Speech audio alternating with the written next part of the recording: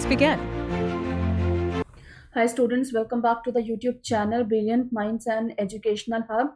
So हमारा chapter चल रहा था resources and development for class 10th.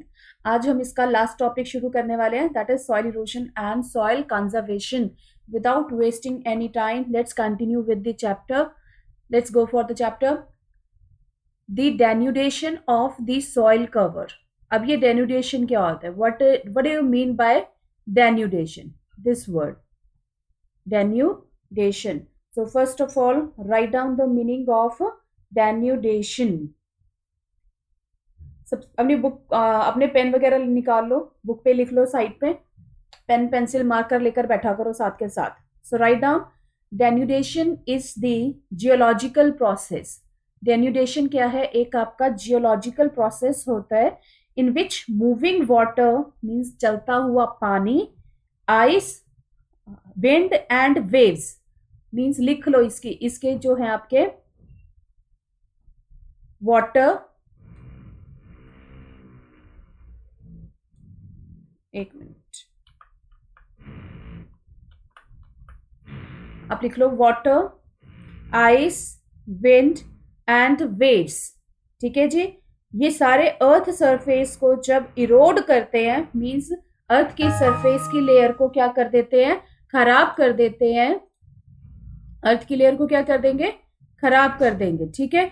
तो leading to a reduction in elevation and in relief of landforms and landscapes. Means एक तरह से क्या होगा कि आपका जो एक ऊपर के सरफेस, मीन्स ऑब्वियसली आपका जो ऊपर का सरफेस है वो पूरा रन ऑफ हो गया डेन्यूडेशन की वजह से.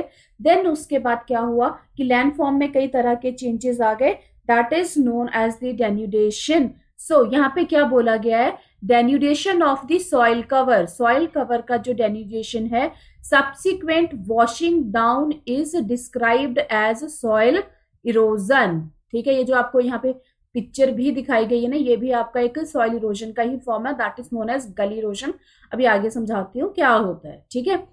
The process of soil formation and soil erosion go on simultaneously and generally there is a balance between the two. कहते हैं कि जो सॉइल का फॉर्मेशन, सॉइल जब आपकी बनती है और जब आपका सॉइल इरोड होता है, ये साइमल्टेनियसली दोनों का बैलेंस बनता है. एक तरफ बन रही है तो दूसरी तरफ इरोड हो रही है. Sometimes this balance is disturbed due to. कई बार क्या होता है, ये जो बैलेंस है किसका? कौन सा बैलेंस? कौन से बैलेंस की बात हो रही है? बात हो रही है सॉइल फॉर्मेशन की और इरोजन की. इन दोनों का जो फॉर्मेशन है, इसको कौन डिस्टर्ब कर रहा है? आपकी human activities. Human activities disturb कर रही है, जैसे कि डिफॉरेस्ट्रेशन. डिफॉरेस्ट्रेशन का मतलब क्या होता है? जंगलों का काटना, यानी कि पेड़ों की कटाई. That is known as deforestation. जंगलों में जा रहे हो, पेड़ों को काट रहे हो, कहीं पे भी पेड़ों को काट रहे हो, डिफॉरेस्ट्रेशन. अब क्या होगा? डिफॉरेस्ट्रेशन होगा तो उसकी जड़ें तो हिलेंगी. ठीक है. पेड़ों की जड़ों में एक बाइंडनेस होती है ना, वो मिट्टी को बांध के रखती है. ऑब्वियसली जब पेड़ कटेगा तो मिट्टी भी लूज हो जाएगी. Next is your over grazing. See, over grazing, जब जानवर ज्यादा से ज्यादा क्या करना शुरू कर देते हैं? जब ज्यादा से ज्यादा चरना शुरू कर देते हैं, घास को खा रहे हैं, तो ऑब्वियसली घास भी बाइंड करके रखती है. चलो जी, वहां से भी आपकी सॉइल इरोड हो रही है. कंस्ट्रक्शन, हम लोग लैंड को क्लियर कर रहे हैं कंस्ट्रक्शन के लिए और माइनिंग के लिए. ठीक है. So these all are human activities. तो ये सारी क्या है? आपकी ह्यूमन एक्टिविटीज. अंडरलाइन कर लो कौन कौन सी ह्यूमन एक्टिविटीज होती हैं. That is your deforestation, overgrazing, construction और माइनिंग. वाइल नेचुरल फोर्सेस, अब हम बात कर रहे हैं किसकी? नेचुरल फोर्सेस की बात कर रहे हैं. ठीक है. नेचुरल फोर्सेस में क्या क्या आ रहा है? लाइक आपका विंड, ग्लेशियर, वाटर. याद रख लो, नेचुरल फोर्सेस में ये रहा आपका नेचुरल. पहले हमने ह्यूमन वाला पढ़ा, अभी हम नेचुरल फोर्सेस पढ़ रहे हैं. नेचुरल फोर्सेस में आपका विंड, ग्लेशियर, वाटर. इसकी वजह से जब सॉइल इरोजन होता है, means these are the natural factors which are responsible for the soil erosion. Clear? चलें आगे. नेक्स्ट, रनिंग वाटर मीन्स जब चलता हुआ पानी कट्स थ्रू द, जब वो क्ले सॉइल को कट करता है और डीप चैनल्स बनाता है, ठीक है, उसे हम क्या बोलेंगे? गलीज। क्या बोलोगे आप इसको? गलीज बोलोगे, ठीक है। ये चीज मीन्स ये जो मिट्टी है, ये वाली मिट्टी जो है, ये आपकी क्लेई सॉइल है सारी, ये सारी क्या है? क्लेई सॉइल है। और ये आपका रनिंग वाटर है, ये चलता हुआ पानी आ रहा है। ये चलता हुआ पानी क्या बना रहा है? ये इसकी वजह से क्या हो रहा है? ये देखो अलग अलग हो रहा है ना, ये इरोजन हो रहा है। तो इस तरह के इरोजन को हम क्या बोलते हैं? गली इरोजन, ठीक है। क्लियर? आई होप इतना क्लियर हो गया होगा। चलो आगे देखो, इसका साइड इफेक्ट देखो क्या होता है। एक minute. The land becomes, obviously ये गली इरोजन हो गया। अब ये गली इरोजन जो है अनफिट फॉर कल्टीवेशन। अब ये कल्टीवेशन के लिए बिल्कुल भी फायदेमंद नहीं है। ऑब्वियसली कहाँ कल्टीवेशन करोगे? देख लो क्या हाल है मिट्टी का। ऐसे हालात में कोई कल्टीवेशन होगा? कल्टीवेशन तो होगा ही नहीं। सो ये जो लैंड है ये आपकी अनफिट है कल्टीवेशन के लिए, is known as bad land. क्या बोलते हो इसको? और बैड लैंड, ऐसी लैंड जिसके ऊपर हम कल्टीवेशन नहीं कर सकते, मींस जो कल्टीवेशन के लिए अनफिट है, उसे हम क्या बोलेंगे? बैड लैंड, ठीक है। चलिए आगे देखिए। इन दी चंबल बेसिन सच एज, ये एक एग्जाम्पल यहां पे गिवन है, ये आपका एक एग्जाम्पल है। Chambal basin such lands are called ravines. Chambal basin में इस तरह की जो लैंड्स पाई जाती हैं, ये इस तरह की जो लैंड पाई जाती है, इसको हम क्या बोलते हैं? रेवाइन्स। क्या बोलेंगे? रेवाइन्स। ये एमसीक्यू में बहुत बहुत बहुत ज्यादा आता है क्वेश्चन आपका, ठीक है। चलो आगे देखो। अभी sometimes water flows as a sheet over large areas down a slope. ये वाला जो स्ट्रक्चर आपको दिख रहा है ना, ये वाला देखो, कह रहे हैं कि sometimes water flows as a sheet over a large areas, इस तरह का जो है ये स्लोप बन जाता है। In such cases the top soil is washed away. Means जो आपकी टॉप सॉइल पूरी तरह से क्या हो जाती है? इरोड हो जाती है। उसे हम क्या बोलते हैं? उसे हम बोलेंगे शीट इरोजन, ठीक है। मीन्स जहां पे पानी, sometimes water flows as a sheet over large area, मतलब पानी बहुत, ये वाला जो स्ट्रक्चर यहाँ पे दिख रहा है ना, ये देखो, ये पूरा का पूरा क्या कर रहा है? ये देखो पानी पूरे की पूरी सरफेस की जो ऊपर टॉप लेयर है उसको क्या कर रहा है? रिमूव कर रहा है ना इसको। ये देखो इस तरह से। एक मिनट, चलो। Sometimes water flows as a sheet over, बहुत बड़े एरिया पे शीट की तरह, देखो ऐसे बहुत बड़ा एरिया होगा तो पिक्चर में हाफ होगा, मींस ऊपर की पूरी जो आपकी लेयर होती है वो क्या हो जाती है? इरोड हो जाती है। इसे हम क्या बोलते हैं? Sheet erosion. क्या बोलोगे? Sheet erosion. इतना आई थिंक क्लियर हो गया होगा अभी आपको। नाउ अब क्या है? Wind blows loose soil of flat और sloping land known as wind erosion. अब हवा, पहले हमने पानी का देखा, अब देखेंगे हम क्या? विंड। विंड क्या कर रही है? तेजी से मतलब चल रही है, ब्लो कर रही है। वो मिट्टी को क्या कर रही है? लूज कर रही है, जो फ्लैट लैंड पे है। और जो स्लोप पे है उसे हम बोलते हैं विंड इरोजन। मीन्स ऐसा इरोजन मिट्टी का जो किसकी वजह से हो रहा है? विंड की वजह से हो रहा है, उसे हम विंड इरोजन बोलते हैं। Soil erosion is also cause due to defective methods of farming. Means जब हमारे मेथड्स अच्छे नहीं होते हैं, ठीक है, जब हमारे पास डिफेक्टिव मेथड होता है क्या? फार्मिंग का, हम अच्छे से यूज नहीं कर रहे हैं फार्मिंग को। Ploughing in means plough in a wrong way. I hope कि प्लो तो सबको पता होगा कि लैंड पे 10th में पढ़ रहे हो, प्लो तो पता ही होगा। That is up and down the slope. Means अलग अलग चैनल्स बनाने के लिए जब हम स्लोप को ऊपर नीचे करते हैं for the quick flow of, ताकि उस एरिया से जो पानी का फ्लो है वो जल्दी से जल्दी शुरू हो जाए, और वो पानी के फ्लो से ही आपका क्या होगा? सॉयल इरोजन, ठीक है। इतना क्लियर? चलो next, flowing along the contour lines. अब मुझे जरा ये बताओ कंटूर लाइन्स क्या होती है? सोचो, कमेंट बॉक्स में लिख देना। What is contour lines? Contour lines, side पे स्पेस है, लिख लो क्या होता है आपका contour lines. A contour line, so write down the meaning of the contour line. Contour line क्या होता है आपका? Contour line, contour line side पे लिख लो यहाँ पे आप अपने. तो कंटूर लाइंस का मतलब होता है, a contour line is a line drawn on a topographic map. ठीक है. एक बेसिकली क्या होता है कि एक मिक्स ऑफ स्ट्रेट और कर्व्ड लाइंस. सो ये एक मिक्सचर होता है स्ट्रेट और कर्व्ड लाइंस का. ठीक है.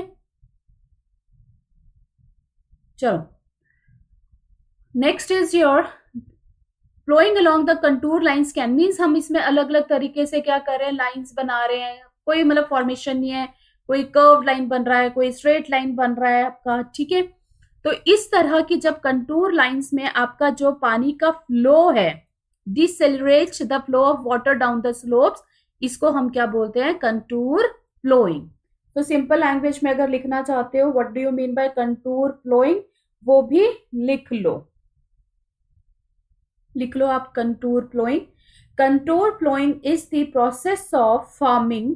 साइड पे लिख लो, यहाँ पे कहीं पे लिख लो. Contour flowing is the process of forming by keeping the lines of contour on the slopy region. For example slopy region है, मीन्स इस तरह का आपका स्लोप बना हुआ है ये. ठीक है. तो इस स्लोप पे क्या होगा, यहाँ पे फार्मिंग होगी. Keeping the lines of contour means contour lines को इस स्लोप पे जब हम करेंगे तो इसको क्या बोलोगे? कंटूर लाइंस बोलोगे. ठीक है. चलो next, steps can be cut. ये बेसिकली ना माउंटेन रीजन्स में होता है. जैसे ये हो गया माउंटेन, यहाँ पे आपने देखा होगा कि हम लोग क्या बनाते हैं? स्टेप्स बना देते हैं. ठीक है. ऐसे ऐसे स्टेप्स बनाते हैं. तो steps can be cut down the slopes making terrace. तो जब हमने ये स्टेप्स कट किए, इस स्टेप्स को हम क्या बोलते हैं? टेरेस बोलते हैं. ठीक है. सो टेरेस कल्टीवेशन, इस कल्टीवेशन में बेसिकली क्या होता है?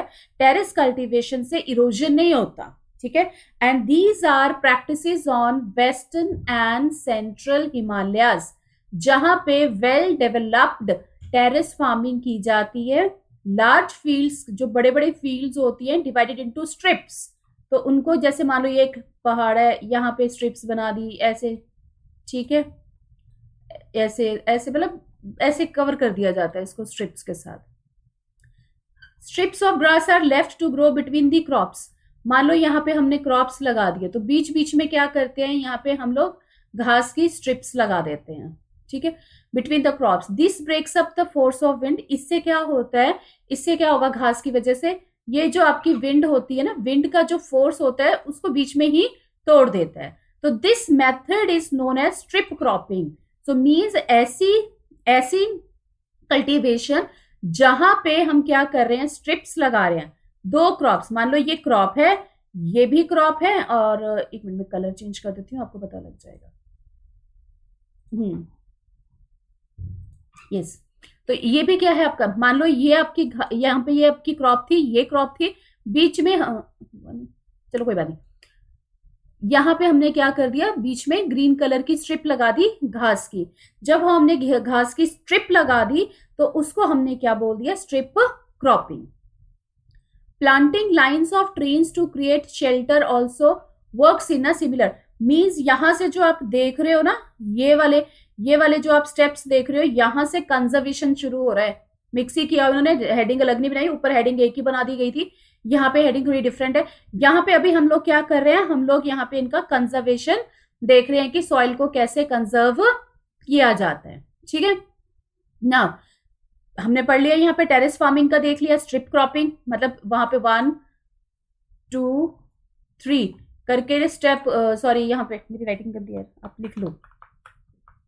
तो यहाँ पे लिख दो, 3 पॉइंट्स बना के लिख दो. यहाँ पे जो ऊपर हेडिंग डाल दो सॉइल कंजर्वेशन. सॉइल कंजर्वेशन का number 1 terrace farming, strip cropping. Third one is your shelter belts.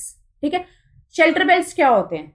Now what is shelter belts?